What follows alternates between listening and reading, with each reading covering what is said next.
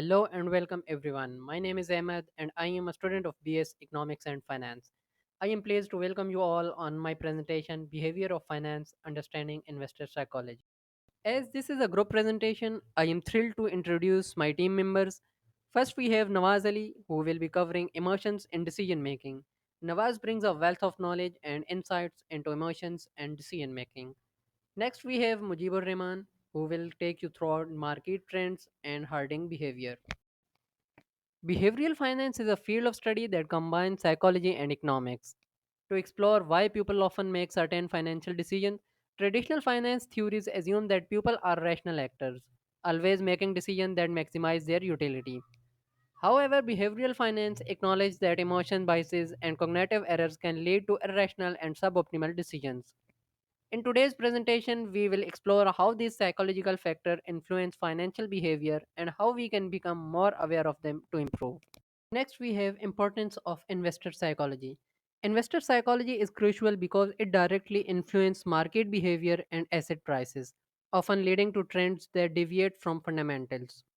We'll discuss four key points that explaining its importance. Number one is market sentiment and trends. Collective emotions like fear and greed drive market trends. Bull market often result from our optimism, while bear market arises from panic.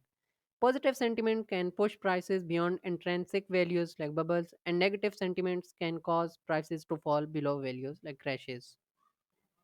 Number second is decision making biases. Investors are prone to biases such as herd behavior, following to crowd, or loss aversion, fearing losses more than valuing gains.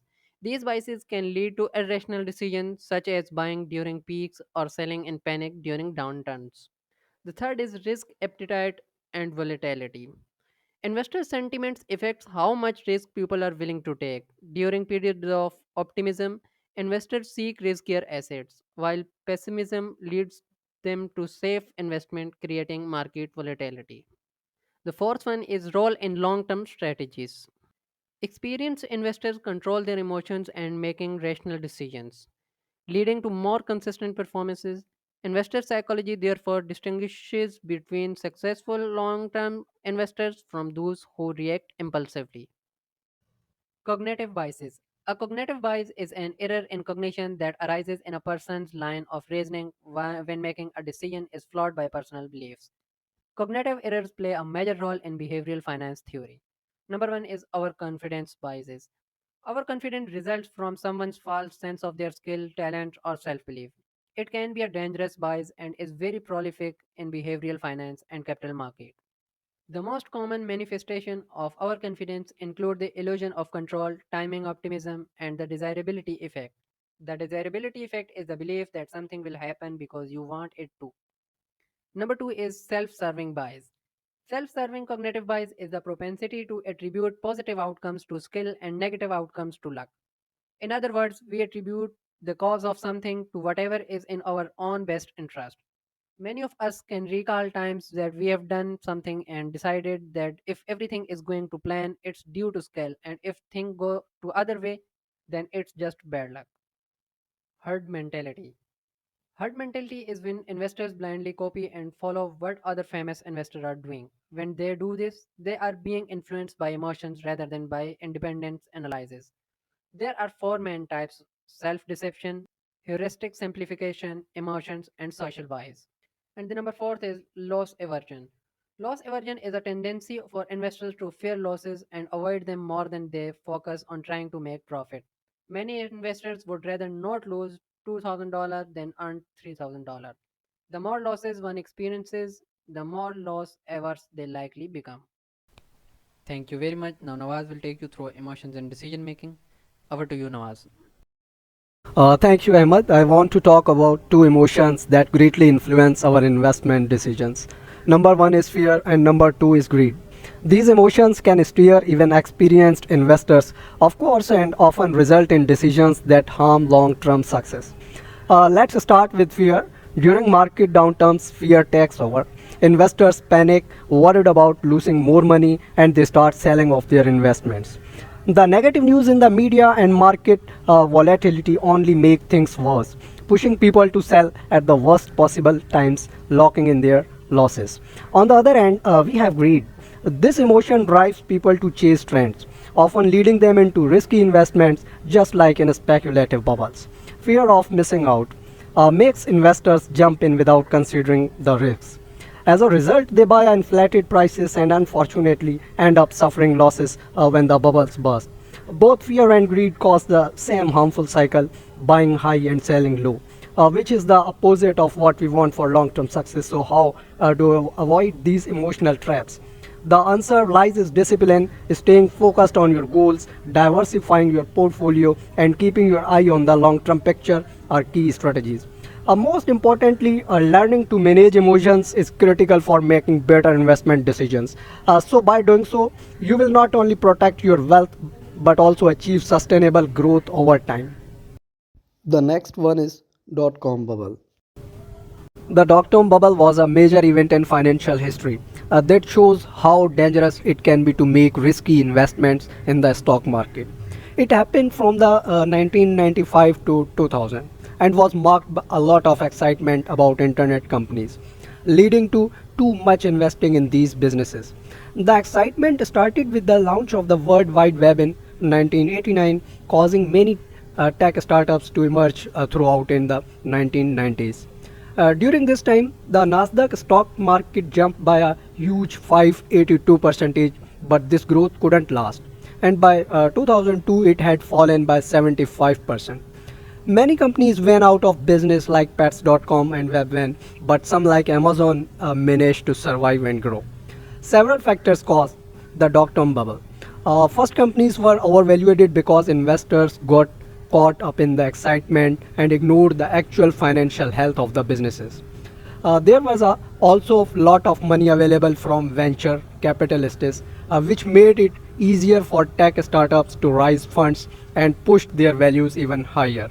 On top of this, media hype created unrealistic expectations about how these companies would perform in the future. In the end, the dot-com bubble teaches us to carefully study a company's true value before investing and to be cautious of hype.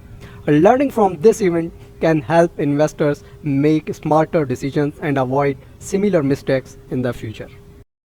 Thank you very much for your time. Now Mujibur Rahman will continue further. Thank you, Nawaz Ali. I would like to talk about herding behavior. Herding behavior can be defined as the phenomena of individual deciding to follow other and initiating group behavior rather than deciding independently and automatically on the basis of their own private information. Herding theory has its roots in Keynes, who focused on the motivation to initiate and follow the crowd in a world of uncertainty. Keynes conceived herding as a response to uncertainty and individual perception of their own ignorance. People may follow the crowd is better informed. This can generate instability, and in financial market, herding is a key factor generating speculate episode. Herding behavior can be driven by several factors, including fear of missing out, also known as FOMO, loss aversion, and confirmation bias. Herding behavior impact on market. It can be caused by various factors such as large trades, economic reports, political events, or investor behavior. This concept can be explained into several key points like trend formation, increased volatility, liquidity. Trend formation market impact often leads to the creation of bullish or bearish trends. For example, if a significant number of investors start buying a particular stock, this collective buying can push price higher, leading to a bullish trend. Conversely, larger scale selling can cause a bearish trends. Increased volatility. When there is a significant market impact, price can become more volatile. This means there are larger than usual price swing in a short period. Volatility often rises during time of uncertainty, major events, or when a large number of investors make similar decisions. Liquidity. Large orders or trends can influence the liquidity of an asset. Liquidity refers to how easily an asset can be bought or sold without affecting its price. If an investor makes a large trade in a relatively liquid market, it may result in a price swing as the market struggles to absorb the trade. So we have an example of financial crisis 2008. The economic downturn from 2007 to 2009 resulting from the bursting of the US housing bubble and the global financial crisis. This period known as the Great Recession. According to official Federal Reserve data, the Great Recession lasted 18 months from December 2007 through June 2009. The economic slump began when the US housing market went from boom to bust. A large amount of mortgage-backed securities and derivative plunged in values. There are many causes of the Great Recession. According to a 2011 report by the Financial Crisis Inquiry Commission, the Great Recession was avoidable. The appointees, which include 6 Democrats and 4 Republicans, cite several key contributing factors that they determine led to the downturn. First cause, the report identified failure on the part of the government to regulate the financial industry. This failure to regulate include the Federal Reserve inability to stop banks from giving mortgage to people who subsequently proved to be a bad credit risk. Next cause, too many financial firms took on too much risk. The shadow banking system, which include investment firms, grew to rival the depository banking system but was not under the same scrutiny or regulation. When the shadow banking system failed, the collapse impacted the flow of credit to consumer and business. Other causes that the report identified include excessive borrowing by consumer and corporation, along with lawmakers who did not fully understand the collapsing financial system. This created assets bubble, especially in the housing market, as mortgages were extended at low interest rate to unqualified borrowers who subsequently could not repay them. The insurance sale of cost severely impact the market for the mortgage-backed securities that bank and other institutional investors held, and demand for which allowed lender to give mortgage to risk borrowers.